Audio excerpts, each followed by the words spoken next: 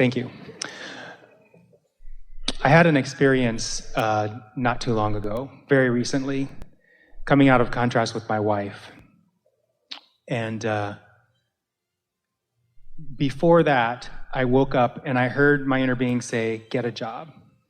I haven't been working for a long time. I mean, I have my projects and they're going well and all that, but I haven't had a regular day job. And I resisted that idea to get a job because I really wanted to focus on my project. Are you sure it was your inner being or was it your mother? It could have been. Well, see, this is why I'm bringing this up. In other words, were you daydreaming or nightmaring? It could have been either or. So that's why I'm bringing it up. So, well, you kind of got to know. I know. What influence you're under before, and so what other things were happening. In other words, if there was conflict and that sort of thing, there's a very high probability that you were receiving from a different pile than source energy. There was a lot of conflict between my wife and I about me getting a job. Yeah. Yeah. So where do you think that information came from? Do you think it was inspired from source, or did it come out of a different pile? Possibly from a different pile, and maybe that's why I resisted it. Oh. So I was... Because your inner being doesn't say get a things job? Like get a job. Got it.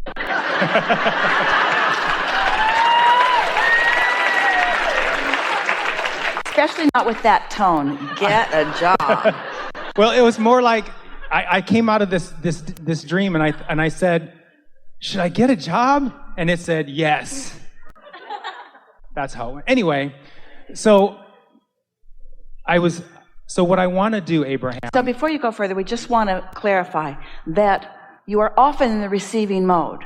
You just want to know what you're receiving from. And how you're going to know that? By what came before, by what your mood or attitude has been. In other words, this is the whole point of this. We say, get out ahead of it so that you know where you're getting the information, yes? Yes, but the thing is that this whole job thing has been a point of contention with me because I've resisted getting a job because I don't want that kind of thing. And it's turned out what I do want is I want a big pile of money, but I don't want to have to work to get it. I'm not the only one who has this belief, I think, or this desire.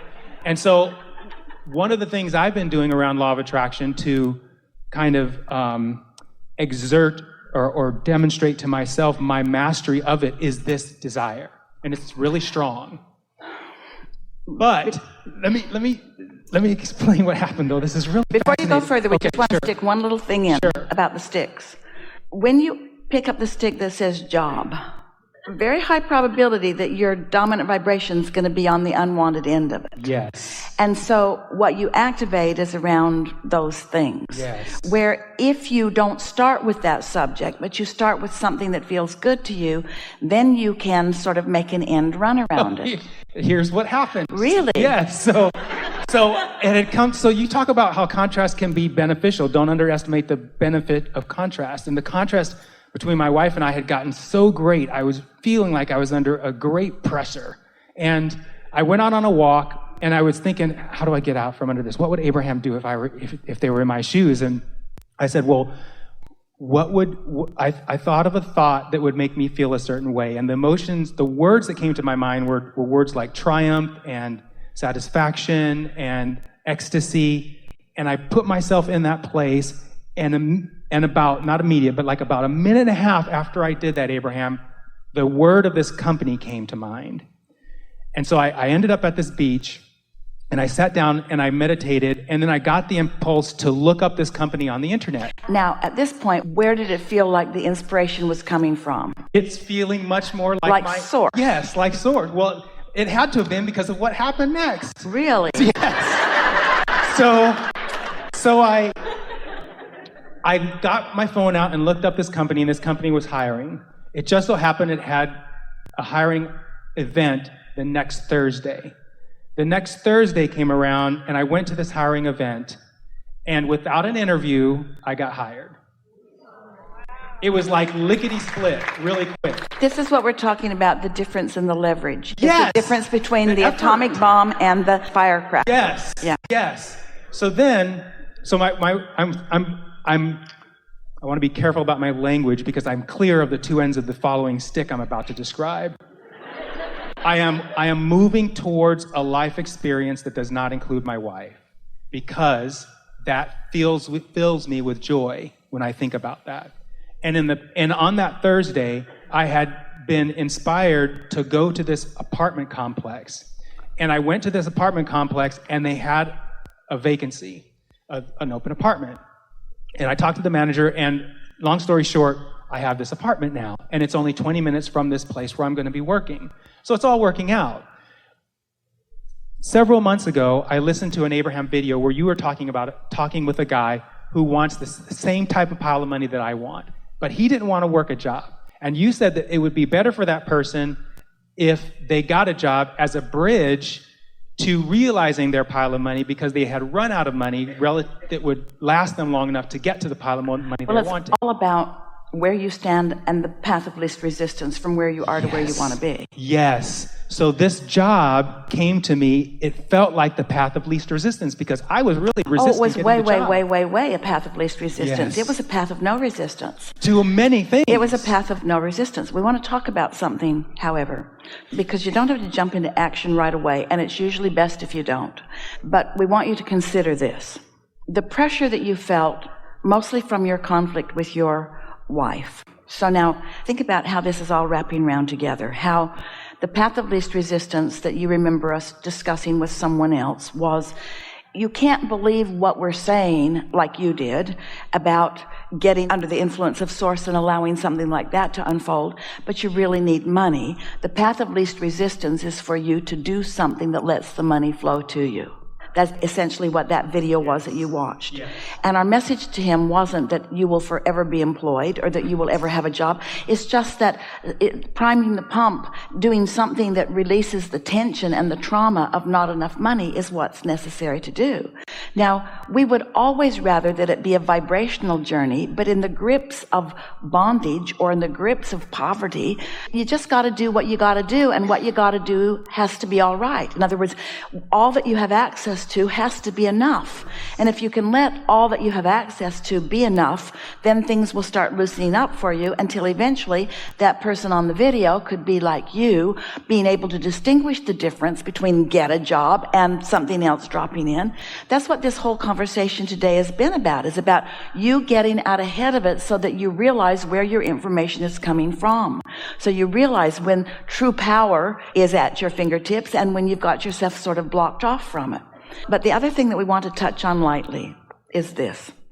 In the same way that you resisted the idea of a job, but you are able to make a clear distinction with all of us here between the job that get a job meant and the job you were hired.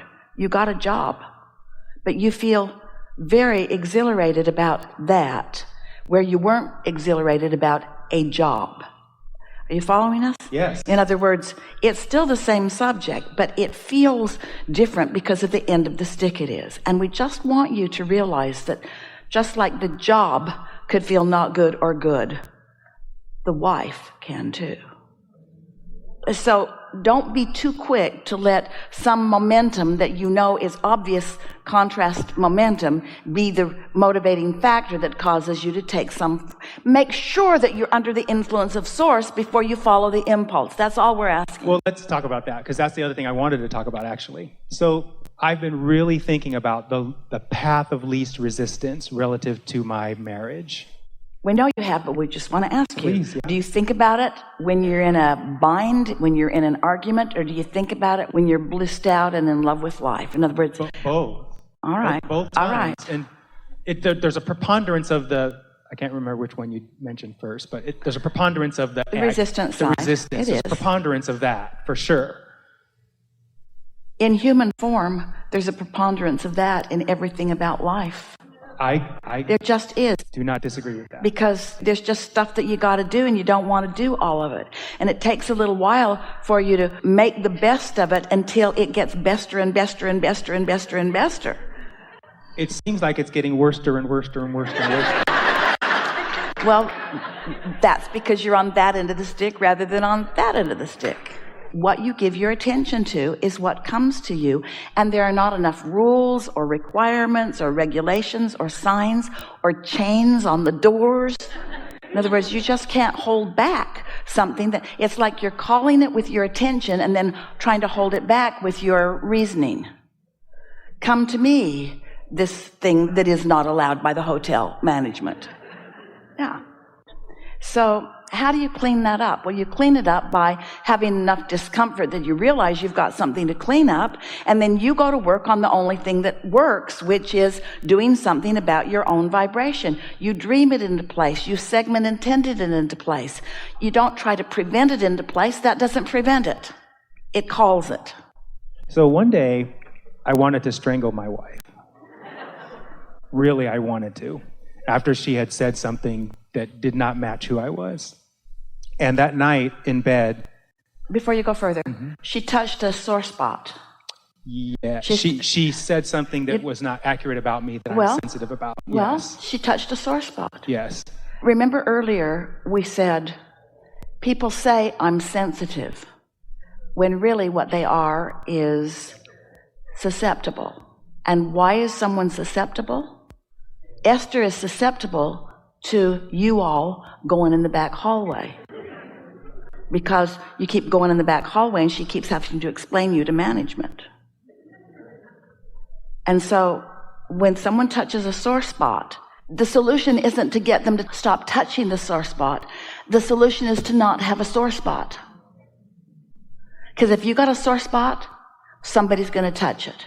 And eventually, a person will touch it who has never touched a sore spot before. We're not kidding. Men who have never beaten wives, if you've been beaten enough and you believe that you feel vulnerable, somebody who's never beaten anyone will beat you up. It's just the way the law of attraction is. Someone will be susceptible to that vibration. Hard to hear or make sense to you? It makes sense. I know why this is called the hot seat now.